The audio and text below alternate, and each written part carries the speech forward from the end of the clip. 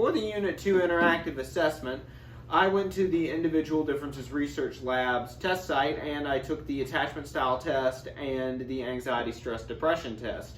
And I'm going to start by commenting on my results with the attachment style test. In this test, you take the test and it puts a dot on where you are on like this group of 4 squares that determines where you are. My attachment style is 39.58% anxious and 47.92% avoidant, which places me in the secure quadrant, but I know that you probably can't see, but it's not by much.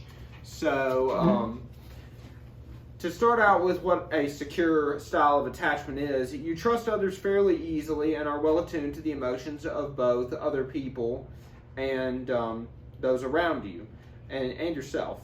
They're mature in their capacity for intimacy and they can communicate constructively even if they're upset. And they are they have caregivers who were direct, sensitive, consistent, and supportive of their needs. Their caregivers made them feel confident and safe in the world, and from an early age, they learned to have faith in their value as human beings, and they grew to know they were worthy of love. I would have to say that I agree with this on the whole. Now, I'm sure that I'm not always great at communicating constructively when I'm upset and necessarily well attuned to the emotions of others, but on the whole, I feel like I roughly am.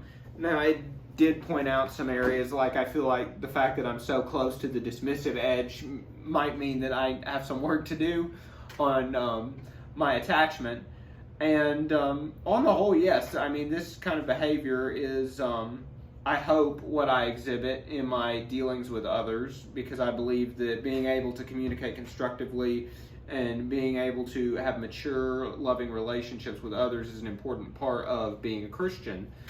And quite frankly, also, I have to agree, my caregivers, my mother and father, took very good care of me growing up and always made me feel like I was loved and that I was needed and that I belonged in our home. So I 100% agree with this, and it shows me some areas where I feel like I could improve. For the next part is the anxiety, stress, depression test. And my results here, it was in a bar graph of to 100%. I was 37% stressed, 7% anxious, and 7% depressed. So, an explanation of these facets is that stress is the body's way of dealing with threats and demands. It's mostly unconscious. And in small doses, it's helpful, but beyond a certain point, it becomes harmful, even to health and mood. And then there's anxiety, which is excessively worrying over potential negative outcomes of unknown situations. There experiences unpleasant inner turmoil, and you might have some physical symptoms like an irregular heartbeat, headaches, or sweaty palms. And a lot of people who suffer from this report overreacting to daily setbacks. Then there's depression, which is an affective state that is characterized by sadness, hopelessness, and the loss of interest in everyday activities. They slant the way a person feels about life in general, and they may lead to an outlook characterized by hopelessness or helplessness.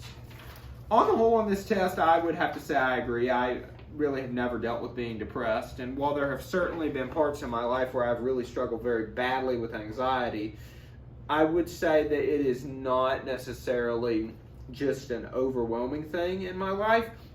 I would have to say that the main problem that I have in my life is stress.